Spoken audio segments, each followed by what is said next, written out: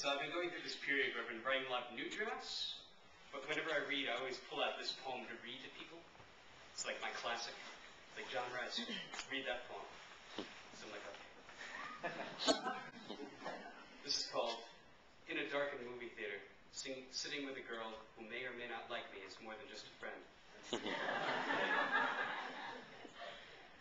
As we sit together in the animated dark, next to each other, but with an apathetic distance, I perspire egg salad.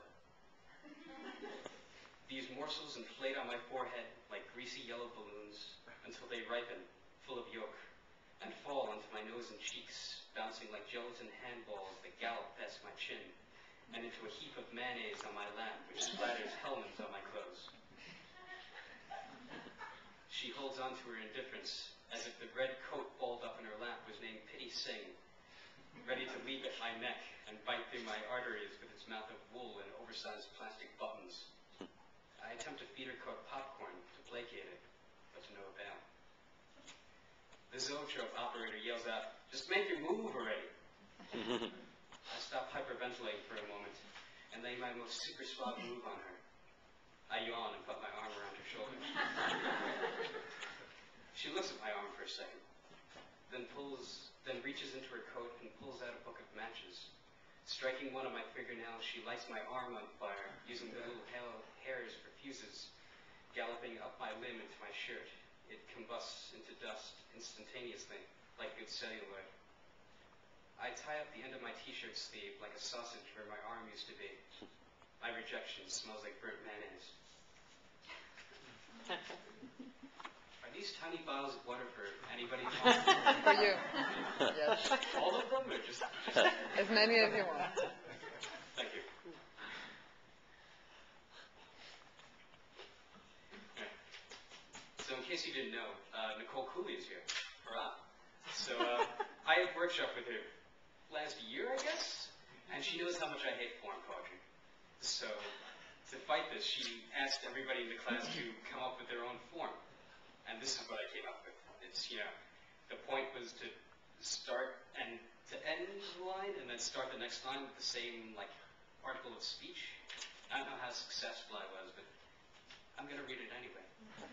This is called How I Come to Be Called Alfie Prufrock. When I started measuring my life in coffee spoons, I found I had very few spoons. Spoons being a very valuable thing in those days. Days where I'd eat cereal or play Caribbean music on my neighbor's shiny bald head. That head belonging to Gerald Ford. Gerald Ford having received it after his term of presidency and finding he had space for it on his mantle after removing an autograph from his former employer on the back of a manila envelope, decided to keep it. Pressed your pants, shined your turkey, and fit so easily under the bed, so I made the purchase. I purchased a pea-soup 1973 Dodge Dart and called it the Green Machine. The Green Machine was a hell of a defensive lineup. Go Jets. The Jets had Broadway Joe. You remember Broadway Joe, don't you? And they would have won another Super Bowl had Joe not started wearing ladies' underpants. Underpants are to be worn under the pants, just so you know. Knew that it was powered by that infinitely delicate, infinitely suffering thing. That thing was, I just didn't have any money, so I was forced to hitchhike for a ride. Rode it straight to the junkyard sometime after Nixon resigned. So I signed a deal with a top-shelf spoon company, which would get me 2 more spoons to start, with 2 more for every 100,000 or so sales they made when people mentioned me by name. I know, my phone's... Okay. So I brought this poem into workshop, Monday, and, it's probably, cause somebody to kill me, but I've changed the title and nothing else. And I'm going to read it anyway because I think I like it. Okay. This is called 1991. My father walks on crumpled newspapers, smearing ink on the hardwood floors stacked into the color of the room, folded neatly and perched in encyclopedic bindles. He spins grumbles for his great tabloid brain. Ronald McDonald's just George Bush and drag. You will forget these words, They do not exist. You do not know what they mean. You will fold this vocabulary gently over its rack and ask the librarian for new words.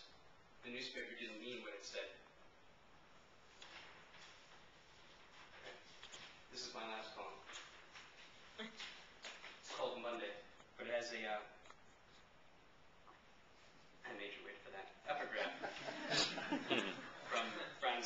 is the metamorphosis, which, I'm sure you're all familiar with, but I will explain anyway.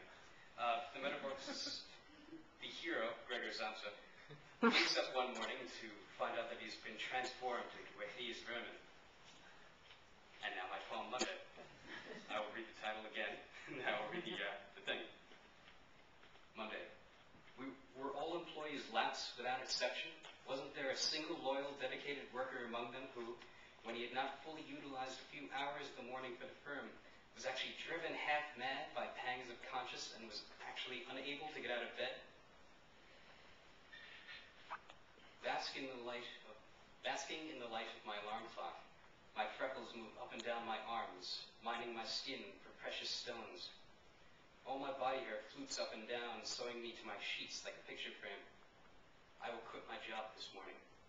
I will write a letter explaining, A, that I sprained my ankle in my sleep, and now I'm only semi-ambulatory.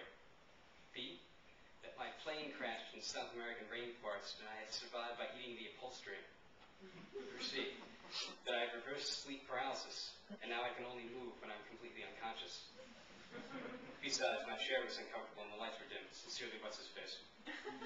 Outside my window, at the bus stop, the bus leaves without the fire hydrant. Someone else will sleep here soon enough. To make it easier for everyone, I will turn over my mattress and cease to exist. Thank you.